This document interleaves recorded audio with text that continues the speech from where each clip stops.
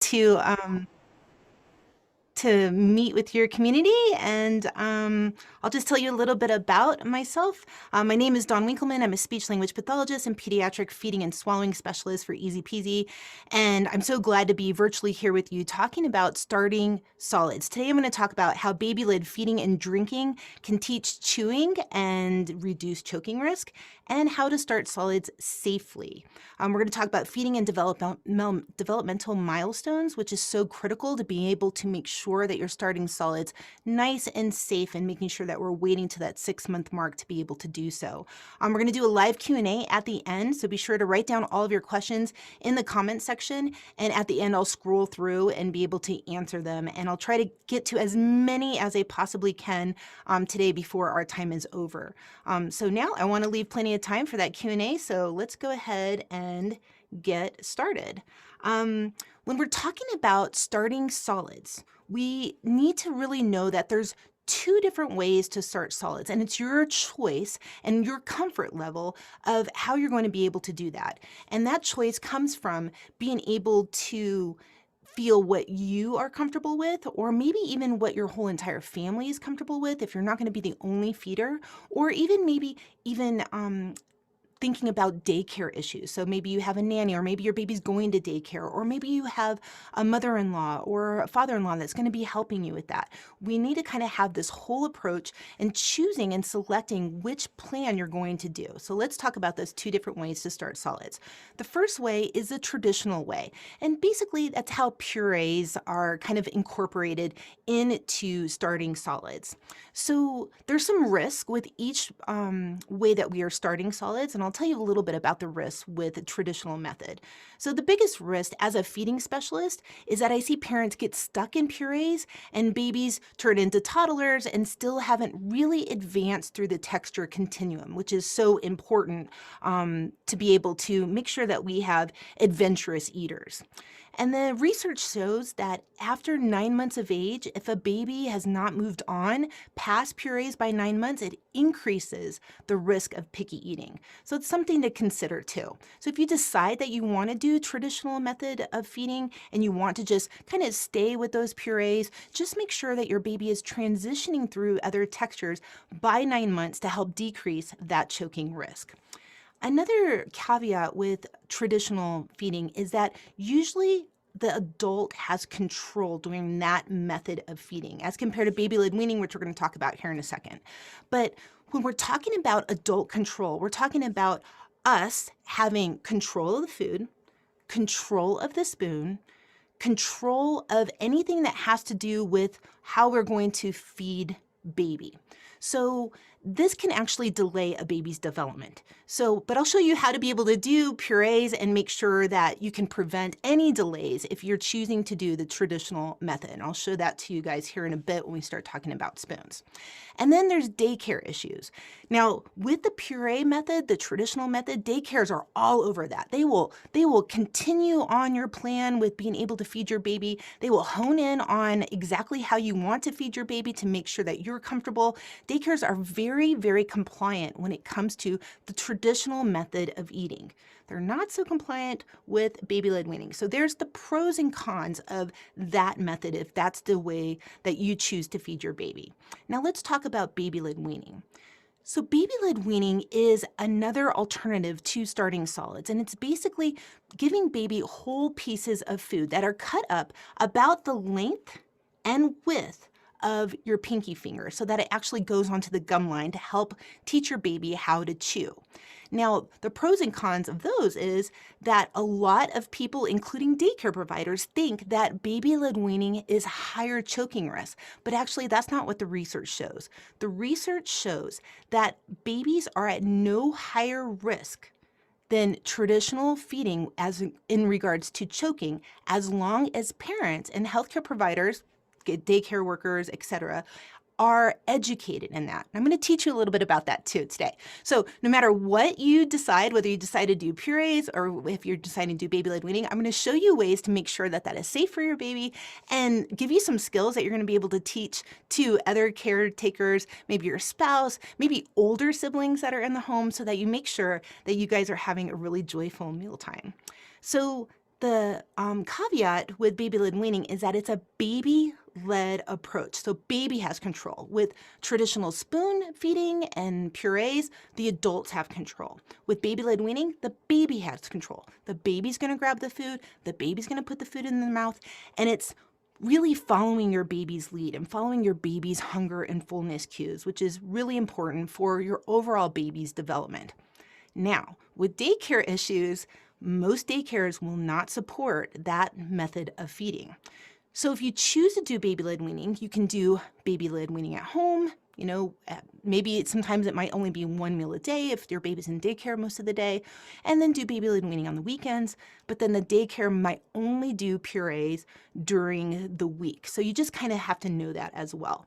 And so I get questions all the time from parents that say, my daycare won't do baby-led weaning, they'll only do purees. Am I going to screw up my kid? And the answer is no. As long as it's a baby-led approach, you can just talk to your daycare provider and say, hey, we're totally fine with you doing purees. We're doing baby-led weaning at home. Could you just do these following steps? I'm going to teach you all about how to be able to do that here in a minute.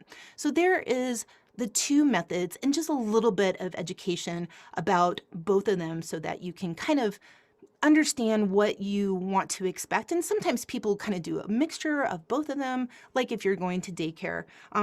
Either one is great, either one is fine, either one's going to help your baby accomplish a lot of different texture goals, but I'm going to show you how to make sure that we're doing it baby-led.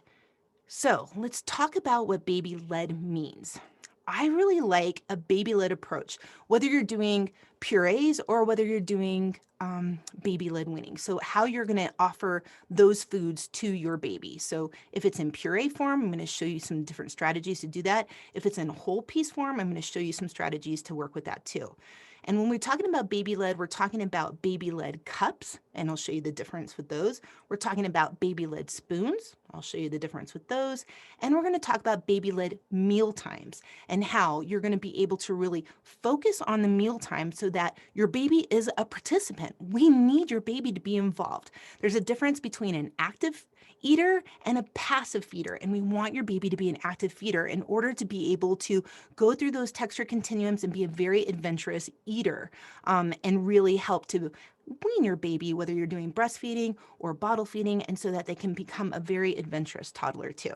So we are going to talk about baby-led, and let's start with cups to begin with. So with babies, there are 2 cup milestones. And parents are always shocked when I say this because they're like, I didn't even know that there were milestones for cup drinking for infants, maybe for toddlers, but not for infants. And actually, you'll be surprised to know that it's at 6 months of age. Now let's go through that a little bit. So first off, those 2 methods, those 2 milestones, it's not sippy cups, you guys. It's not. It's an open cup. Sippy cups actually delay development. Sippy cups delay speech development, they delay feeding development, and they delay swallowing and oral motor development. So let's talk about that. So if we take a sippy cup, so this is a traditional sippy cup, whether it's hard spouted or soft spouted, doesn't matter. When your baby grabs the sippy cup and starts to drink from it, there's a lot of issues with sippy cups. Number one, they have a lot of ounces. We know that if your baby is drinking a lot of milk right before mealtime or even during mealtime, it fills up your baby's belly. So they are less likely to actually be adventurous with starting solids. They're not hungry. They're full because they've been drinking a lot of milk. So developmentally, babies are only supposed to have 1 to 2 ounces of milk. And most of these sippy cups are 8, 12, 15, 18 ounces. And then parents are coming to me for feeding therapy and they're like, I don't even understand why my baby's not eating. And we'll start talking about sippy cups. So that's the first thing. So second thing is that it actually delays development because of the fact that they're tongue thrusting. If you know that your baby is 6 months of age plus all the signs of readiness to be able to eat solids, one of the signs of readiness is a decreased tongue thrust. And a tongue thrust is this, your baby sticking out their tongue like this. And that's how you have to be able to drink from a sippy cup. See how my tongue is underneath there? So what happens is that sippy cups encourage that tongue thrust. So as you're starting solids, your baby is just going to keep throwing the food out of their mouth and not swallowing anything because we have a sippy cup involved. So it's going to delay that development. The third thing is that babies, in order to drink the liquid, have to tilt their head back in order to drink the liquid. If you guys were watching the Olympics, you notice that after someone runs, right, what do? Oh, they're so tired. They need to get air into their lungs. So what do? Tilt their head back and open up their airway. We don't want milk to go down into babies' lungs. We don't ever want a baby to tilt their head back at all. So we want babies to be leaning forward when they're drinking. They want their head to be down when they're drinking. And with the sippy cup, they can't do that. So what happens is that with sippy cups, since they're tilting their head back, you have a lot of babies that have ear infections because that liquid is tilted back and that liquid is going down into the eustachian tubes, causing ear infections and hearing loss. In addition, we have a lot of babies that end up having pneumonia. And that's because, again, you're tilting the head back, you're opening up that airway, that milk can easily go down into the lungs and doesn't go down into the stomach. So it can cause some pneumonia, coughing, gagging, and mealtime refusal. So this is why we want to skip the sippy cup. So just pass that away, and you're going to start with an open cup. So there is a developmental milestone for open cup drinking, and that is a baby will drink from an open cup held by an adult by 6 months of age. You heard that right, 6 months. So let me show you. So baby's seated very securely in a high chair. Baby is sitting up. Just pretend that baby's in a high chair. And I have this 2-ounce cup. This is a 2-ounce EZPZ tiny cup. And I designed this cup to be angled on the inside in order for babies to actually not have to tilt their head back so the liquid can come out very, very easily. And they never have to put themselves in that unsafe positioning because of the design of the inside of the cup. It's also flexible, so it really helps with babies who are teething. And what we're going to do is we're just going to put a little bit of breast milk or formula. You don't have to fill the whole cup up. You can just put 1/2 ounce to 1 ounce in here.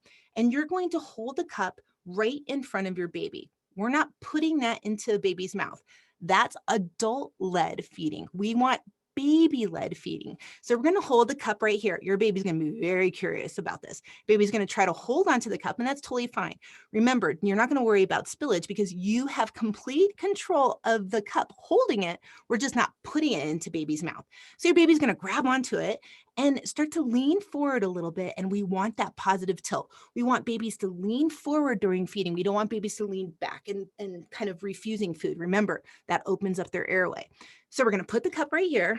Baby's going to probably grab onto it, and then you're going to, as baby leans in, just give them a little sip. So you're going to give them a little sip, 1, 2, and put it down and let your baby swallow that. It's breast milk or formula. It's what your baby's already experiencing, so they're going to be able to swallow very easily. We are not putting water in the cup. I know most medical professionals say no water until babies are 12 months of age, and I completely get that. Giving water to babies can cause kidney issues and a whole bunch of medical issues. I totally get that. As a feeding specialist, I do start to introduce water around 10 months of age because the next milestone when they're toddlers is they're supposed to be drinking water. And if toddlers are going through that picky eating phase, they will refuse water. So I will start to introduce water around 10 months of age, but we don't give 6-month-old, 7-month-old, 8-month-old, 9-month-olds water because 1, it's a thin liquid. It goes down the throat really quickly. And 2nd, it actually fills up the belly and distends the belly, which makes the baby feel full. And then again, they don't eat their solids. So let's go over this again. We're going to hold that cup. Baby's going to lean forward. I'm going to give a sip, and I'm going to put that down. And you do that for as much as your baby wants to do it. And you just practice 5 minutes a day, and your baby's going to be able to move through those milestones very, very easily. And again, the milestone is that baby at 6 months of age will drink from an open cup held by an adult. See how I was holding it? And then the next developmental milestone is by 12 months of age, baby will drink from an open cup independently. So without us having any hands on, drink from a cup independently with some spillage, of course. Now, in order for your baby to drink from a cup independently, we need to practice that skill in order to do that. I have 5-year-olds on my caseload that were never given the opportunity to drink and work on these milestones at 6 months of age, and they're 5 and they're still spilling. So it's important to be able to do that. This is really key to decrease gagging and choking. So if you're just getting ready to start solids and you are freaked out about gagging and choking, you really want to introduce an open cup because we're focusing on, put my baby back in here, we're focusing on lip closure. So the design of the tiny cup is flexible, and what this is going to do is we're going to work on lip closure. If any of us were actually going to choke, the first thing that we do is we close our lips, lip closure, breathe in through our nose, and try to cough. But we need to have that good lip closure.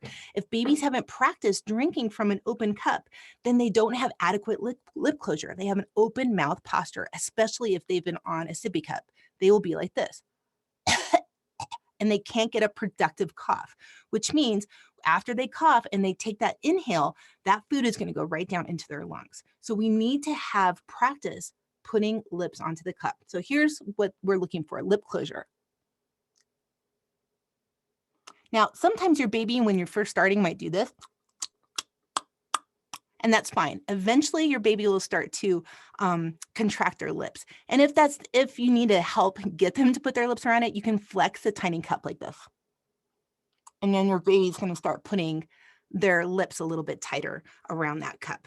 So this is going to help decrease gagging because it's going to slowly help push that gag reflex back, which is what we want.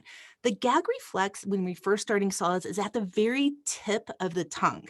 If we use a sippy cup, that gag reflex is going to stay there at the tip. We want that gag reflex to move back so we can offer baby a variety of safe, soft textures, and so that they can really be an active feeder. So drinking from an open cup is going to slowly but surely help move that gag reflex back. So then they're not going to gag as much. They're not going to have that increased risk of choking. They're not going to vomit. So if you have difficulties with your baby vomiting after they gag, really get an open cup to be able to do that. And you're just going to practice, like I said, 5 minutes a day. You can put, like I said, breast milk, formula, or even purees in here. So going back to the 2 ways that you can feed your baby, puree method, you can put purees in here. So you can put thin purees. So you can thin some of the purees out with some of your breast milk or formula. So let's say you put sweet potato in here. You can thin it out and add a little bit more sweet potato to it, or you can make it thick. So you could just have a thicker puree in here, and you're going to hear your baby get that thick puree. It's going to go like this. And pretend to do that with me. No one's watching you. So pretend to do that with me. Feel that tongue going up to the roof of your mouth and how hard that is. That is key. That is what we want your baby to do. We don't want the tongue to come out like a tongue thrust when they're drinking from a sippy cup. We want the tongue to go up to the roof of your mouth. So do that again. Like if you're sucking really thick yogurt or a really thick puree from here. And then also swallow your saliva and feel your tongue go up to the roof of your mouth. Go ahead. Feel that? That is the tongue movement we want your baby to have. The more your baby's tongue practices going up to the roof of the mouth, the better their airway is protected against choking. So this is the way to be able to help do that. This is a good way to help with lip closure and tongue elevation, because when you're drinking from an open cup, so I'm going to take a drink from my coffee here, right? Lip closure, tongue elevation. So if you're drinking something at home, maybe you're drinking from an open cup too, take a drink, feel how your lips are going on there and how your tongue is going up. That's what we want to do. So we've got that 6-month-old milestone for cup drinking. We have that 12-month-old milestone. So what is going to help decrease choking risk? Lip closure. You got it. Okay, so let's move on to the second milestone that babies will have. So from that 6-month mark to that 12-month mark is not drinking from a 360 type cup, you guys. It's drinking from a straw cup. So let's talk about that. So 360 cups, any 360 cup, what your child is doing is that they have to bite down with their teeth, if your baby has teeth, or bite down with their gums, and then they have to extend their jaw to drink. That is not normal. We don't do that. That's what's the problem with these types of cups, is that it's teaching our baby to swallow in a way that is not the way that we swallow. So we don't want the tongue to go in and out. That's infant suckling. That's how babies suckle from birth to 6 months of age. Once they hit that 6-month mark, we want that tongue to come up to the roof of their mouth. We don't jut our chin out and bite down in order to swallow. We don't do that. So this teaches improper habits, and they can cause oral motor delays, feeding issues, speech issues, and a whole bunch of dental issues as well. So we're going to skip that 360 cup, and we're going to use a straw cup. So this is the EZPZ mini cup and straw training system, and I designed this to help babies around 9 months of age all the way through toddlerhood to be able to drink from a straw.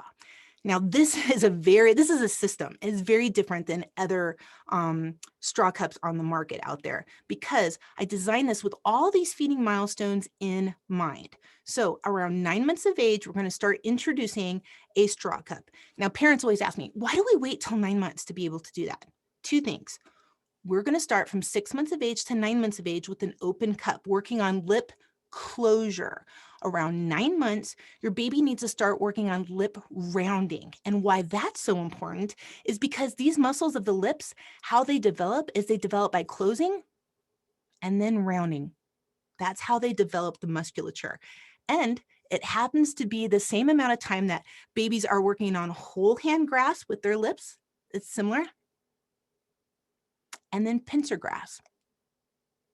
So we're working on gross motor movements and fine motor movements. So it's very important to be able to do this stuff in a way that is developmentally appropriate. So I see some questions coming in. I'll answer all your questions at the very, very end, you guys. So don't worry, I'm definitely going to get to those. So lip rounding, this is what we're going to do. So let me tell you a little bit about how you're going to be able to teach straw drinking with your baby. So we're going to teach straw drinking around 9 months. It's a drinking milestone. It's also a swallowing milestone to be able to do this. We're going to work on that lip rounding. And again, we're having that tongue elevation. So everybody just pretend that you're drinking from a straw. See that? See all those wrinkles? And then your tongue's going up to the roof of your mouth to swallow. So again, lip closure and tongue elevation, lip rounding and tongue elevation. These are the muscle movements that we're going to do. So we want babies to actually master straw drinking by 12 months of age. So if you see on the packaging here, you're going to see 12 months of age. So all the things I'm going to teach you are on the back of the packaging in case you forget. So, because this is a lot of information, I know. So what makes this straw cup different than any other straw cup out there is, number one, the safety features. I'm going to take out the straw, and I'm going to take a competitor straw here and show you the size difference. So this straw is super long and this straw is short. Why that is such a difference is because babies have to hold their breath to suck up from a straw. So visualize sucking from a straw. See how you have to hold your breath? Babies haven't learned how to be able to hold their breath for long periods of time, which is why we need a short straw. Very, very critical for safety. So that's the first safety feature of the cup. The second safety feature is this curvature. See how this is curved? Again, why? It's because we want that head to be down. We never want baby's head back, right? We want that head to be down to be able to drink. So we've got that curvature. That's the second safety feature. The third safety feature is, see those sensory bumps here on the, let's see if we get, on the tip there? Those sensory bumps are going to remind your baby to keep their lips at the very tip of the straw. If your baby is drinking from a straw already and you're like, oh, my baby's totally got that, watch what they're doing. Are they putting the whole thing in their mouth like this? Which means that much is in their mouth. That's suckling. They're doing a tongue thrust,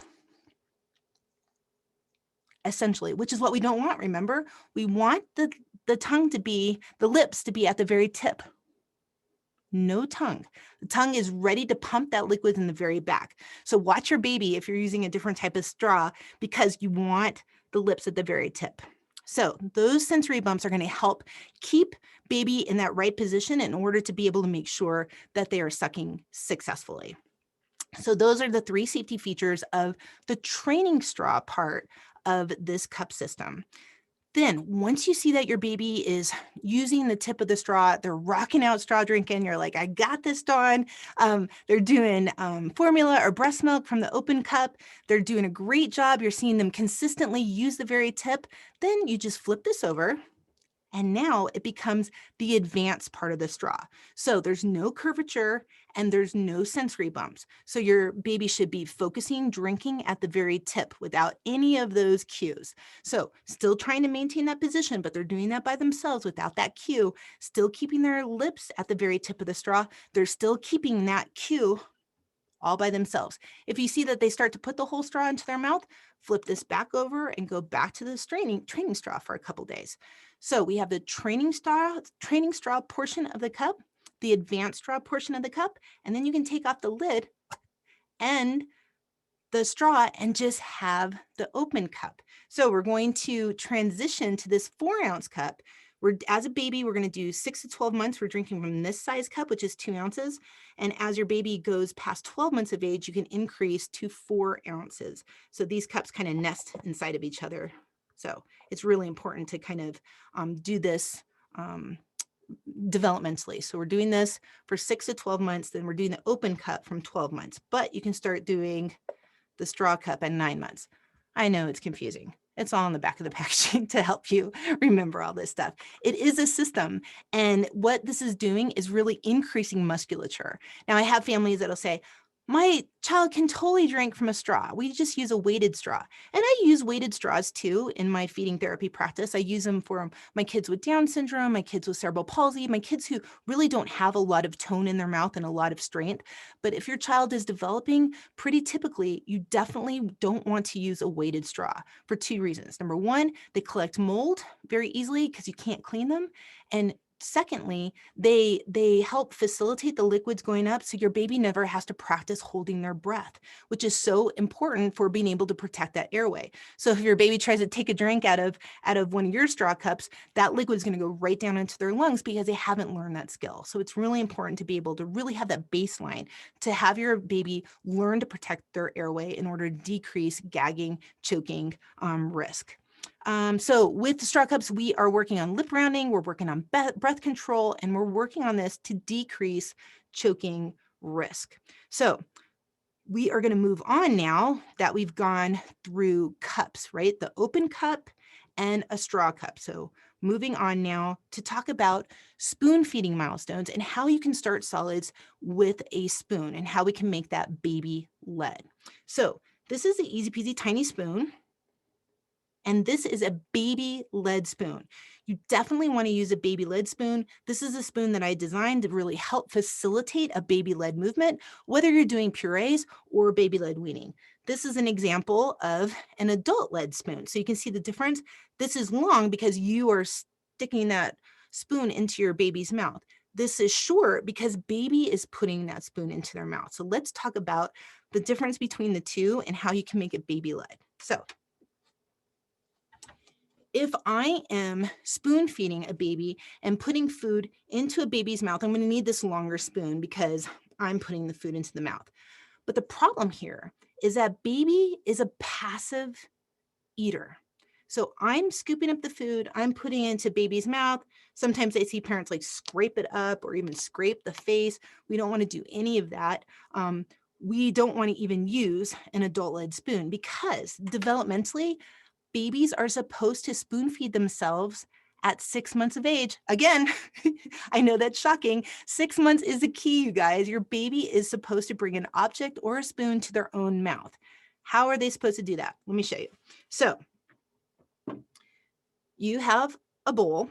We don't want to eat off of a high chair tray. I'm going to talk about that here a little bit later, but you're going to be eating off of a bowl or a plate. We, the adults, are taking the baby-led spoon and we are scooping up that puree, and you can hand that to your baby handle side, or you can scoop it and put it on the side of the bowl so your baby can just grab that and put it into their mouth, or you can scoop it and put it on the edge of the bowl so baby can just grab it and put it into their mouth. Babies aren't scooping yet. We're going to talk about that here in a little bit. So let's see how this looks. I'm going to take my baby-led spoon. Your baby is seating in a high chair with a good footrest. So they're having a really nice 90 degree angle. So your baby's looking like this. And you're going to scoop that food and you are not putting it into your baby's mouth. You're going to hand this to your baby. I like to do it handle side first. So if I do this handle side first, baby's going to grab that and put it into their own mouth. They can do this. Now, the first couple times you see this happen, your baby's going to maybe drop it, but eventually they're going to be able to get this. And that is the baby-led movement. So you can do purees this way and still make it baby-led. So you're going to scoop that. Maybe you're going to put it on the side of the bowl. Then your baby's going to lean forward and grab that spoon and put it in their own mouth. See how active baby is now? They're not just sitting there, just being passive, right? Not learning anything. If they are active and they are leaning forward and they are grabbing the spoon and they are feeding themselves, they are going to be more of an independent eater. They're going to be more adventurous. They're going to try a whole bunch more foods than other babies who are constantly being spoon fed and not learning any of these important developmental milestones and skills. So that's what we're going to do. Now let's talk about the developmental milestones. So we want to be able to also establish lip closure, because when a baby is eating off of this baby-led spoon and they're putting that spoon into their mouth, they're working on lip closure. Watch me. Right? Now, if we're putting in baby's mouth, most of the time when we're putting it into the baby's mouth, we're dumping it onto the tongue. So what happens? Your baby either leans back like this and tries to eat, or they spit that food out. So when they put this into their mouth, they're working on lip closure. Again, what does lip closure help with? Decrease choking, right? So we want them to be able to do that. And so they're working on that lip closure because they're doing that themselves. So this is so important. Now let's talk about the milestones with your baby. So let me get a high chair tray here. If you are almost getting ready to start solids, let's say your baby's 4 months of age, 5 months of age, here is some homework for you. You're going to get, this is the IKEA tray. I fit right in there. It makes it easy, so I don't have to hold anything. So you're going to offer your baby the tiny cup and the tiny spoon at 4 or 5 months of age with nothing in it. Your baby's going to play with it and mouth it and gum it, right? This is an important milestone. So babies are supposed to bang the spoon and play with it. Very annoying, I know, but it's a developmental milestone. So it's very important that your baby does this. Your baby's going to do this between 4 months and 6 months of age. So let your baby just kind of play with it, bang it, so easy. Then they're going to mouth it. Again, we haven't even added any food yet. They're going to mouth it, they're going to mouth the handle, and that's fine. They're going to mouth the spoon, completely normal, whatever they do. That's a second milestone. The third milestone is they're going to hold that spoon correctly and bring that to your mouth. That's how we're doing that preloaded spoon, right? So you're going to preload that spoon and hand it to your baby. Your baby's putting that into their mouth. That's a third milestone. And that happens around 6 months of age. The fourth milestone is dipping. So baby, this is a tiny bowl, easy peasy tiny bowl. It suctions to the table, and your baby's going to start to dip. So the spoon is in there. You've already worked on preloading that spoon around 6 months, 7 months, 8 months. By 9 months of age, your baby is grabbing onto the spoon and they're starting to dip. So let's say you have yogurt in here. Your baby's going to start to dip, and it's going to kind of look like this. It's going to be very aggressive at first. And then eventually they're going to start to dip and bring that to their mouth. Dip, bring that to their mouth. It's not scooping it. It's kind of this downward motion, right? And then putting it into their mouth. Expect that around 9 months of age. Then between 11 and 18 months of age, they're going to start to scoop. So they're going to start to change that from that dip to a scoop and being able to eat it. Now, I've seen 8-month-olds master this movement. So the more that you practice using a spoon, the more skilled your baby's going to be. But we're developmentally, remember, we're all about development. We're not expecting that till 11 to 18 months of age. So if you came to me for feeding therapy and you had a 15-month-old and you're like, Dawn, she's still not scooping. I'm like, hey, we still have to 18 months, right? So remember, when we're talking about milestones, we're expecting that skill to happen around that time. So between through 11 and 18 months, that's scooping. So a baby-led spoon, like the tiny spoon, can do all these things. You can play with it, you can mouth it, you can hold it, you can dip it, you can scoop with it. You don't need to buy multiple spoons. There's pre-spoons out there, and then regular spoons out there, and then toddler spoons. You don't need to do 3 different spoons. You just need to buy one spoon. Again, this is the EZPZ tiny spoon. It has sensory bumps here on the bottom. So you can see that right here. And that's going to help your baby make sure that they don't put the spoon too far into your mouth. There's other spoons out there that have like this choking guard, they call it. It's this plastic choking guard that can knock out your baby's developing teeth, and it doesn't ever teach them grading. Grading is how your baby is going to learn how far to put a utensil into their mouth. It's very important for your baby to learn that skill before they move on to a fork. So if your baby has been using this choking barrier and they've never been able to play with how far that spoon is going to go back into their mouth, when they go to a fork, that's how they stab themselves with the fork. Now, you've noticed I haven't talked about fork milestones for babies, and that's because there is none. There are no fork milestones for babies. There's fork milestones for toddlers, but there's no fork milestones for babies. Now, I know that there's other companies out there that provide a spoon and a fork for babies, and I contract with companies for the Centers of the Blind, and those are babies that I work with that have actually blinded themselves by using a fork. So please do not use a fork with babies. It's not developmentally appropriate, and obviously it's not safe for a baby to use a fork either. So we are talking about safety and development with starting solids, and that is not but the use of a fork. So you're going to use a spoon. There's all these spoon milestones for babies. So let's move on. So much to teach you guys. So fun. So we talked about baby-led cups. We talked about baby-led spoons.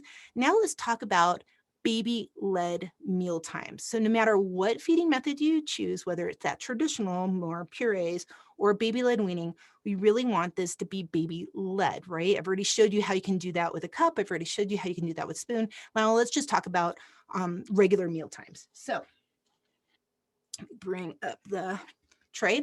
So when we're talking about baby-led meal times, one of the things that we really want to do is we want baby to work on their whole hand grasp.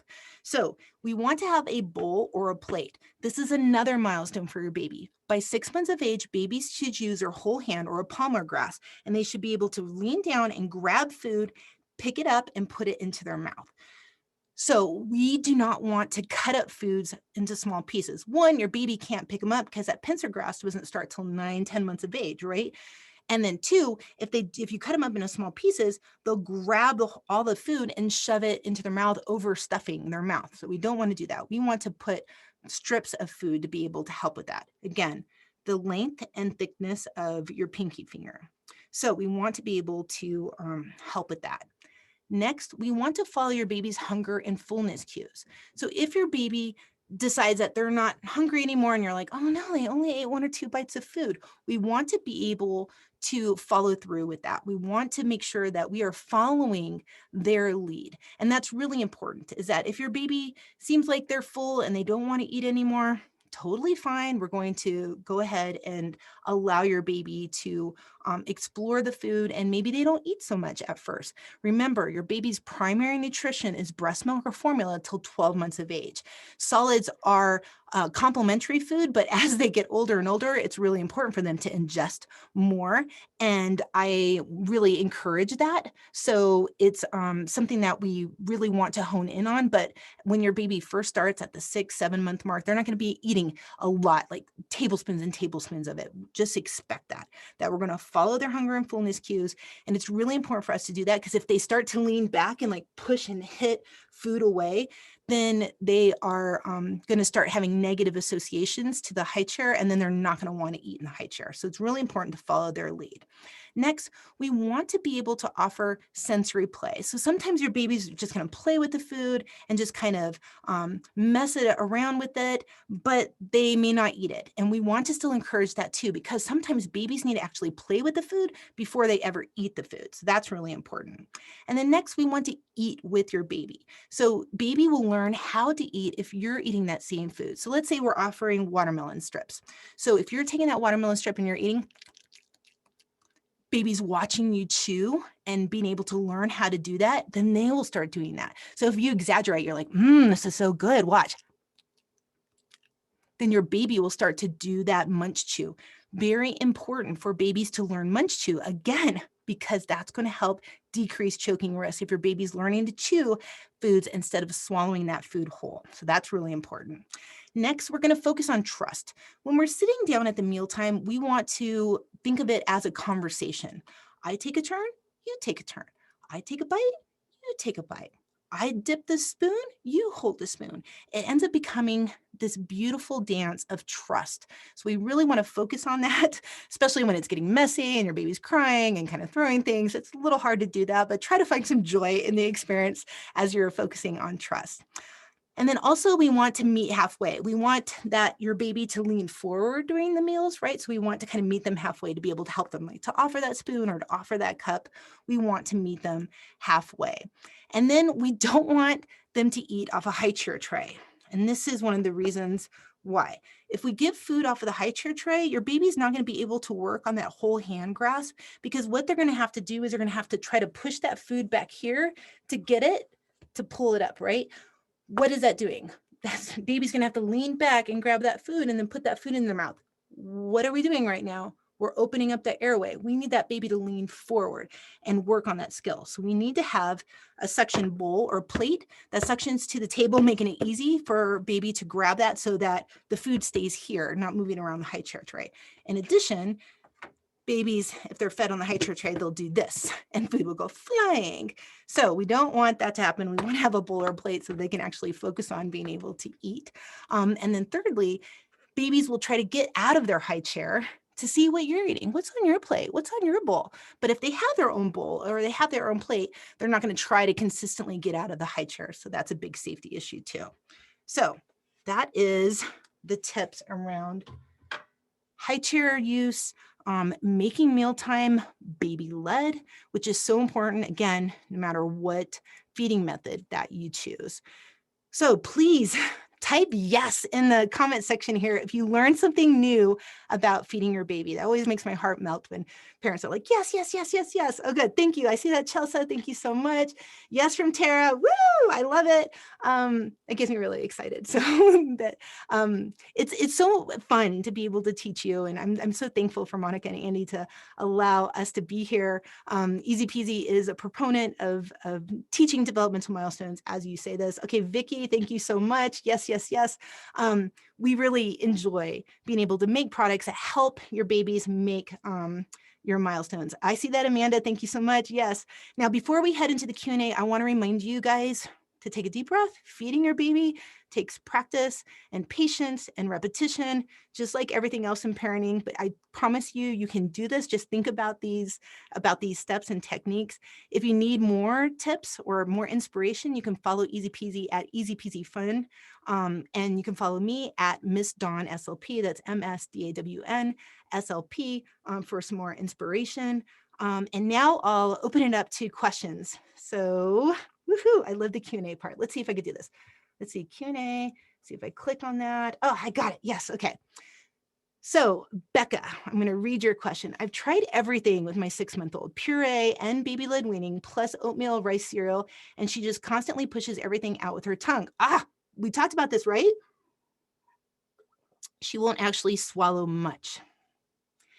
I've even tried freezing puree in a mesh feeder, and as soon as she starts tasting the actual puree, she'll make a face and throws it onto the ground. She wanted my pickle last week, so I gave it to her, and she loves sucking the juice out. She obviously can't have a pickle at every meal, but I'm at my wit's end. This has been ongoing for a month, and we are getting nowhere. She starts daycare next week. What should I do? Okay, so Becca, here is some of the things that I want you to kind of focus on and kind of help you feel a little bit less stressed. You were doing nothing wrong. And Becca, I love that you've tried all these different ways to try to get your baby interested.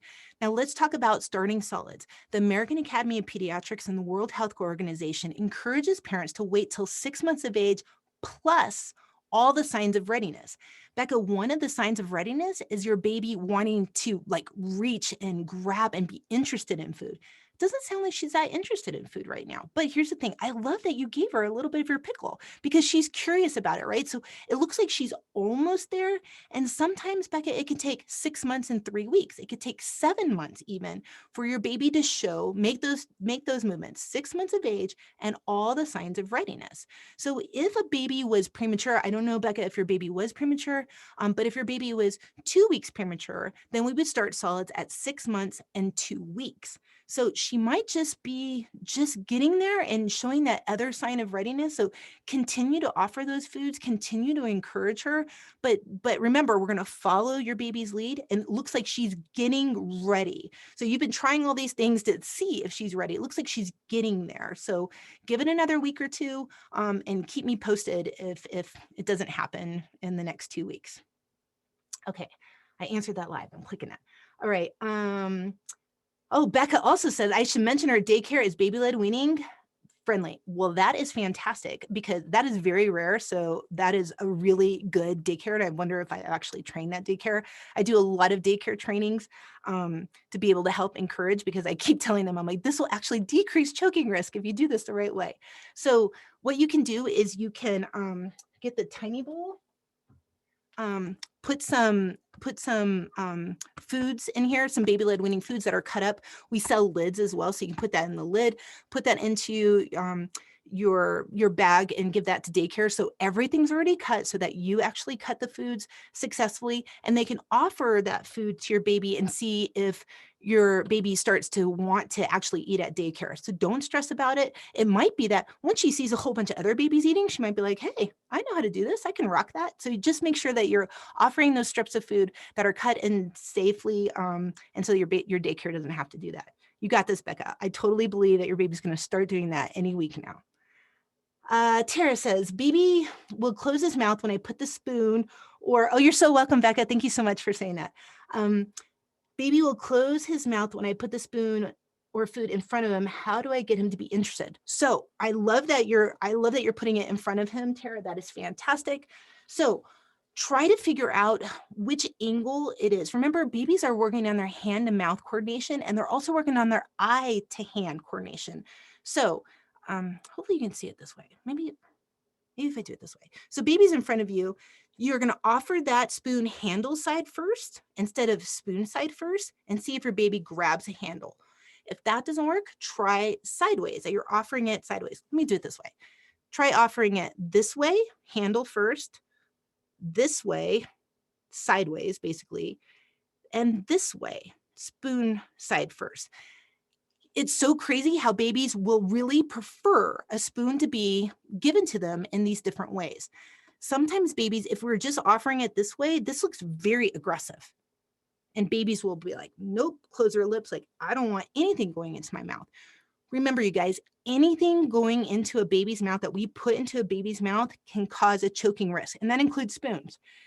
If we put a spoon into a baby's mouth, the baby doesn't know how far we're going to put that spoon in, how much food's going to be in there, if we're going to scrape the mouth, if we're going to push on the tongue. So babies will close their lips and be like, nope, no, thank you. Because developmentally, they want to do that. They want to be able to grab that spoon and put it into their own mouth. So Tara, I love that you are putting it in front of him and offering it to your baby. And that's fantastic. See if you can try those different positions and see if it might get him a little bit more curious. Let me know how that goes. Tara also says, you mentioned not to put food on the tray. Yes, I did. And my rationale behind that is because babies, it's really difficult for babies to pick it up. And the babies that I've seen in feeding therapy that have gotten out of their high chair and unfortunately sustain a head injury from falling out of the high chair, those are the babies that were actually reaching for a parent's plate or bowl because they didn't have a plate or a bowl. So you guys, I've been doing this for over 26 years, and I've seen thousands, tens of thousands of babies feed. And so this is a really important safety feature to be able to do, as well as if, food goes on the side of the tray, they have to lean back and it opens up their airway. So most of the choking instances that I've seen with babies have to do with the high chair. They're either eating off of the tray or the baby doesn't have good foot support on the high chair. So yes, I much rather offer food to babies in a bowl or a plate. Maria says, help, my 12-month-old pushes food out or tries one thing and spits it out and won't try it again. We've tried baby-led weaning and purees. Is it too late to create a good eater? Absolutely not. It's not too late to create a good eater. There's a flavor window, and that goes to up to about 18 months of age, where your baby/toddler will readily try a variety of different tastes and textures. Sounds like your baby is really struggling with being able to have a wide variety of foods. It's important. So write down all the proteins your baby has, starches, fruits, vegetables, and see how much that is. Maria, if it's under 30 foods, you might want to reach out to a feeding therapist like myself, which is a licensed speech language pathologist or occupational therapist in your area. You can talk to your pediatrician and say, hey, I'm having some feeding and swallowing difficulties with my baby, and I really want to get some help. Your pediatrician will write a prescription for a speech language pathologist or occupational therapist that specializes in feeding, and can help with that. You can also reach out to me, Maria, and I can help you find someone in your area as well. But if your baby isn't starting to do that, by 12 months, we would expect to have over 30 different foods, and being able to have a variety of textures too. So some mushable textures, some meltable solids, some purees. Keep me posted on how I can help you, Maria. Tara says, what if I give him actual solids like avocado spears? He will grab it and bring it to his mouth and then close his lips. That is totally fine too. What babies are doing when we're thinking about offering solids, and I know we only have 5 more minutes left, you guys, so if you have a question, type it in quick because we're running out of time together. So when babies grab a food and they bring it to their mouth, remember, they are experiencing food. It's the most sensory experience they've ever had. They're seeing the food, they're touching the food, they're tasting the food, they're smelling the food, they're actually hearing the food when they're munching on it. That is such a huge sensory experience that some babies will bring it to their mouth, which is great. We want the mirror neurons of the brain to actually see that hand with that food coming up to their mouth, that they're doing that. It's very important. But your baby might not be ready, maybe able to do all the senses except for tasting it yet. So your baby might need to just kind of bring it to their mouth, play with it a little bit. There's that sensory play that I was talking about. That's really important. Your baby may want to grab and maybe even squish that avocado a little bit more. Babies have to explore things with their hands before they're willing to put it into their mouth. Think about when your baby was crawling around and taking like teethers and stuff and bringing it to their mouth. First, they just held those things, right? That rattle, that teether, they just held it. And then as they felt more comfortable with that, then they started bringing it to their mouth, right? Maybe they played with their toes, right, at first. And then as they became more comfortable, they stuck their toes into their mouth. That is how babies slowly develop. And those are the keys to be able to make sure that your baby is ready for solids. So your baby is just non-verbally telling you, Tara, that, hey, I've got 4 out of the 5 senses down. I've got 1 more to go. I'm not quite sure about this whole avocado thing yet, but let me start to experiment with it and play with it so that I feel a little bit more comfortable. But Tara, I think your baby's about ready to start eating. And just remember to offer a variety of colors too. So offer avocado one day, offer cooked carrots the next day, offer some banana the next day, offer lamb that's moist the next day, and just really offer a variety of different colors and tastes and textures and temperatures in order to try to increase your baby's willingness to try some new foods. Tara says, thank you so much. You've been very helpful. You're so welcome. I really appreciate that, Tara. Thank you. Okay, last few minutes here, you guys. Again, if you want some inspiration or some more feeding tips, you can follow us on Instagram at EZPZfun.com is our website, but EZPZfun on Instagram, or me on Instagram at Miss Dawn SLP. Any last questions before I go? Okay, I think that's it. Thank you so much, Monica and Andy, for having us. This has been such a wonderful experience, and I'm so grateful to be able to reach out to your community and tell all of your community a few tips of being able to start solids. Thank you so much, everyone. Thank you. You were wonderful. We'll have you back soon. Would love that. Bye. Bye.